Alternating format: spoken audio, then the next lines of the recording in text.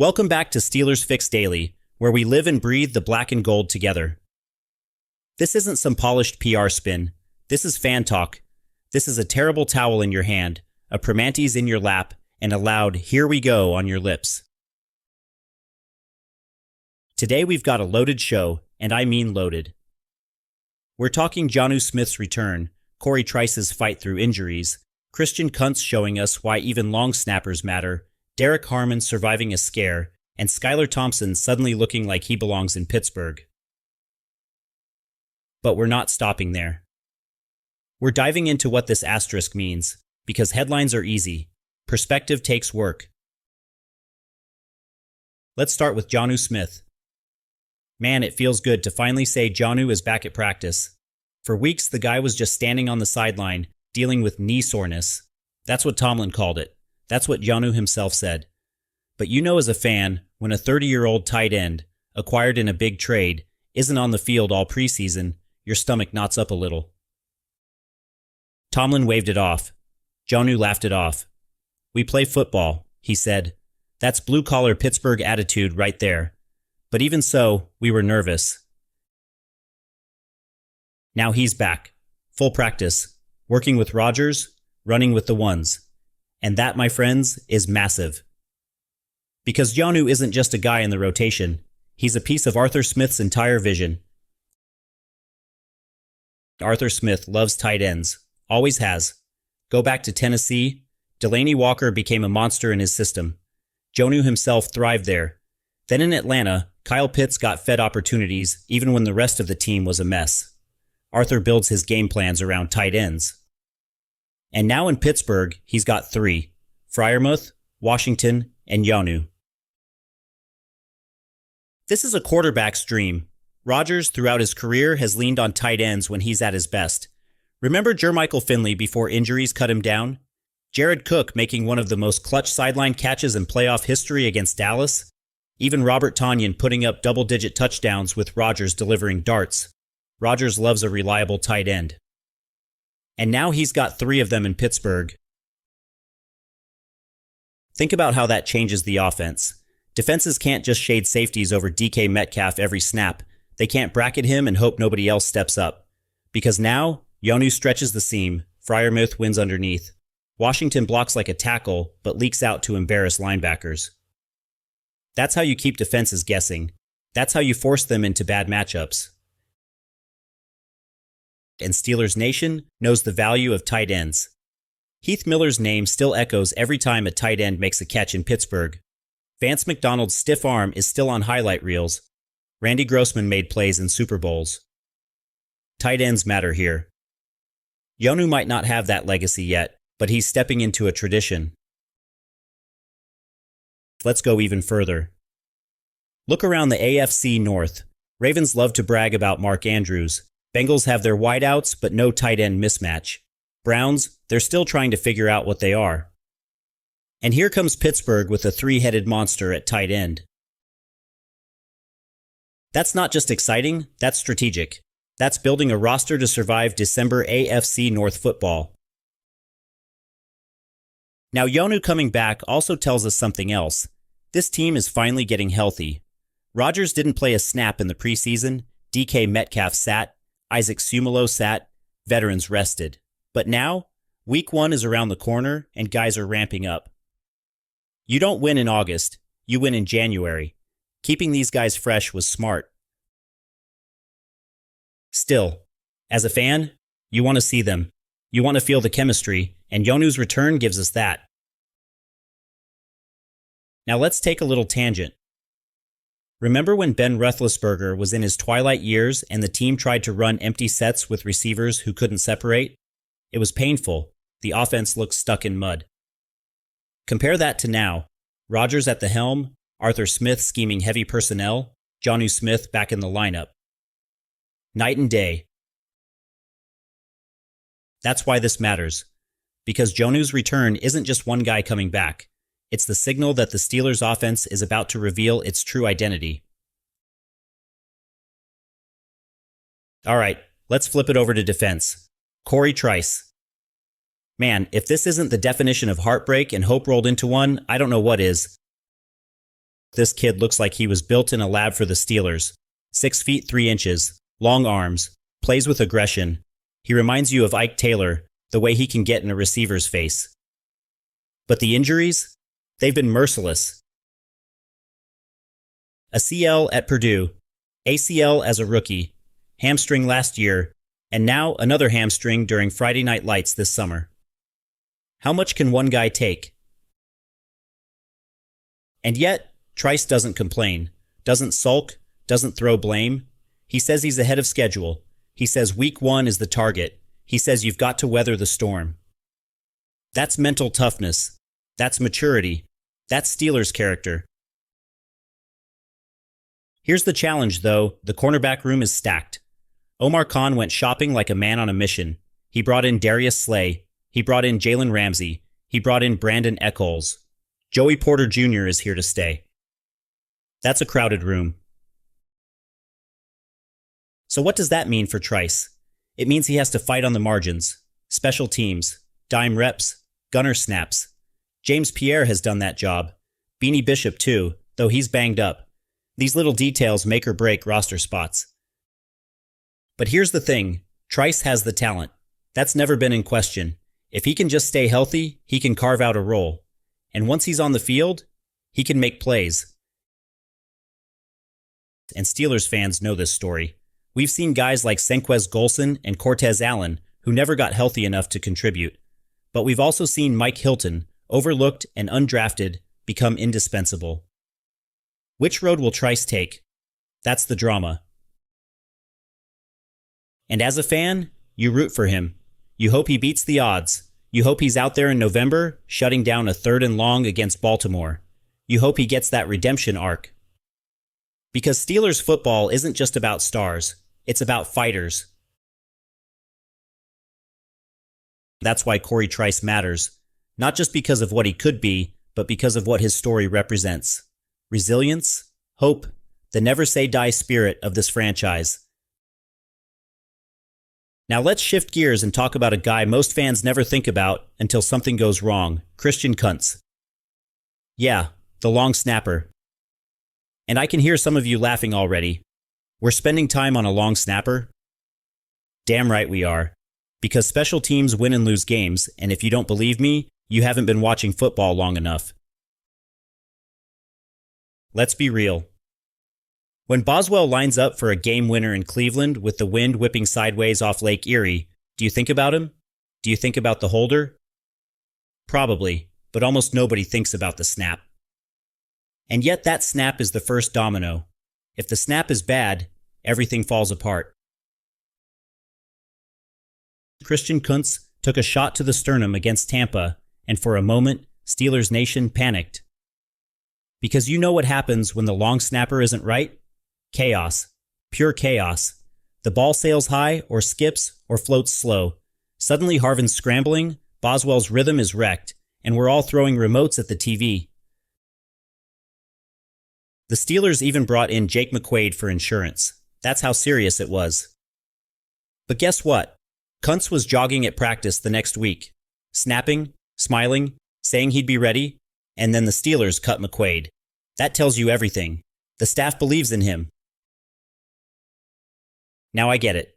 Some people will say, come on man, it's just a snap. But let me jog your memory. Remember Gary Anderson in Minnesota, 1998? Perfect season, misses one, season over. Remember Tony Romo fumbling that snap in the playoffs against Seattle? Cowboys sent packing. Remember when the Chargers couldn't get a hold and kick operation right for years? It cost teams games. It cost teams playoff berths. Special teams aren't sexy, but they're survival. And in Pittsburgh, we've had our share of heartbreaks and triumphs in the kicking game. Jeff Reed saving us in 2005 and 2008. Boswell being absolute money in 2017. Hell, even Josh Scobie missing against the Ravens and Tomlin having to go for it on 4th down. We remember these moments. Christian Kuntz makes sure we don't have to remember the snap. And that's the point. If you don't notice him, he's doing his job. And Steelers fans should appreciate that. But here's what I love about Kuntz. He's not just a specialist, he's a football player. At Duquesne, he was an outside linebacker, racked up over 30 sacks, still brags about it to teammates, still calls himself a former football player. And you can see it when he sprints downfield after a snap, trying to throw his shoulder into somebody. Most long snappers, they just jog. Kuntz, he's trying to lay wood. That's Steelers DNA. Blue collar, do the dirty work, take pride in it. Now think about this. Boswell is one of the best kickers in football. We know that. But his job is 10 times harder if the snap isn't clean. A half second off and his mechanics are ruined. So when you praise Boswell after he drills a 54-yarder in Cincinnati, tip your cap to Kuntz too, because without him, that ball never even leaves the ground right. And Harvin, he's been inconsistent at times. We all know that. But one thing that helps him, a long snapper who gives him the same ball every single time. Consistency breeds confidence. Kuntz gives him that. So yeah, it's easy to laugh about the long snapper, but when the game's on the line, you'll be damn glad Christian Kuntz is the guy bending over that ball. And it says something about Tomlin and Kahn too. They didn't panic. They trusted him. They cut the insurance policy. That's belief. That's confidence. And that kind of stability goes a long way in a locker room. Here's another thing. Steelers special teams have had ups and downs for years. Remember Antonio Brown returning punts? Electric. But also remember the muffed kicks, the coverage breakdowns, the blocked punts. We've seen the good, the bad, and the ugly. Having someone like Kuntz holding it down? That's the kind of thing that makes the unit steadier overall. And think about rivalries. Ravens fans love to talk about Justin Tucker, and to be fair, the guy's the GOAT kicker. But Tucker also has a flawless operation. Long snapper, holder, kicker. It's automatic. That's why he's money. That's what we need Boswell and Kuntz to be. So yeah, Christian Kuntz might not be the guy kids ask for jerseys of at Christmas. But if you're a real fan, you know how important he is. He's part of why Boswell will steal us games this year. He's part of why we can trust special teams in crunch time. And Steelers Nation, that's what it's about. Not just stars, not just Rodgers or Watt or Metcalf. It's about the guys who do the dirty work, who never get headlines, but who keep the whole machine running. Now let's talk Derrick Harmon. Steelers Nation, I won't lie.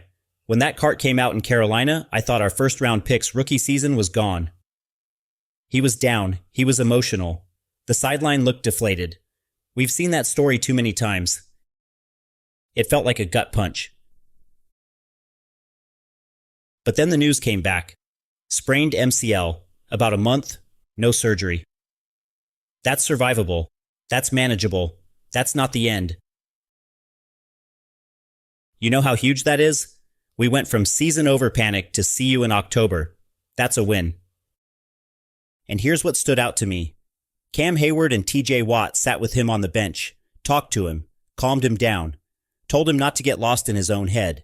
That's leadership. That's family. That's the standard is the standard. Harmon will be fine. He'll rehab. He'll return. And when he does, he'll add that burst and strength that made him a first-rounder. In the meantime, this is a chance for other guys. Keanu Benton, ready to step up. Larry Ogunjobi, holding the line. Hayward, still the anchor. Even Yahya Black showing flashes.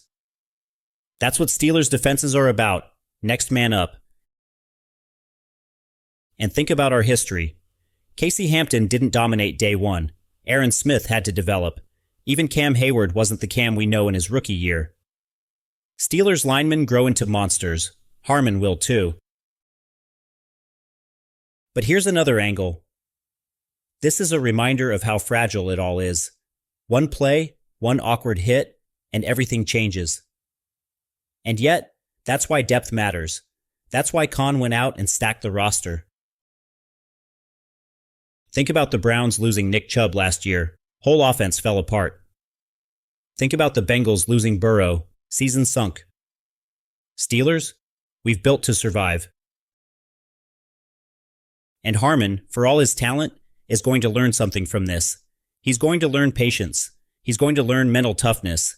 He's going to learn to lean on his teammates. And when he comes back, he'll be stronger for it.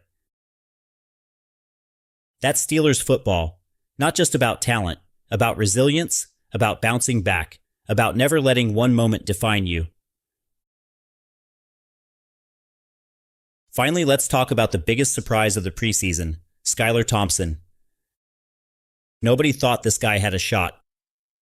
Rodgers came in, Rudolph re-signed, Will Howard was drafted. Skylar was quarterback 4, a camp arm, the definition of filler. And yet here we are, with him forcing his way into the conversation. Look at the numbers. 73% completions, nearly 500 yards, 4 touchdowns, 1 pick, 9 yards per attempt. That's not just decent, that's outstanding. And beyond the stats, look at the moments. That 80-yard touchdown drive against Carolina when Rudolph looked flat. The poise in the pocket, the accuracy downfield, the calm leadership in huddles. Skylar played like he belonged. Now the Steelers have a real decision. They can't keep 4 quarterbacks. Rodgers is a lock. Rudolph too. Howard is hurt, but he's the rookie. Do you stash him on short-term IR? Do you risk waiving Skylar? This is the kind of problem you want as a fan. Too much depth, tough choices. And Skylar's play has earned him a serious case. And think about Steelers history. Backup quarterbacks matter. Charlie Batch kept seasons alive. Byron Leftwich filled gaps. Even Duck Hodges, for all the memes, gave us wins. Backup QBs matter. And Skylar just showed he can be that guy. That's why this story matters, because it shows the roster is competitive. It shows Tomlin's message gets through. It shows guys aren't just going through the motions. They're fighting for jobs, and in doing so, they make the whole team better. So let's put a bow on it, Steelers Nation. Jonnu Smith is back and unlocking the offense. Cory Trice is fighting through adversity. Kuntz is steadying the operation. Derrick Harmon's scare turned into a manageable setback. And Skylar Thompson just made the QB room a whole lot more interesting. That's where we stand heading into Week 1. Health trending up, depth tested, leaders stepping up. And as always, Tomlin keeping the main thing the main thing. This has been Steelers Fix Daily. Follow us everywhere. Check out SteelersFix.com. Subscribe so you don't miss a show. And keep waving those terrible towels, because we're in this ride together. Until next time, this is Steelers Fix signing off. Here we go.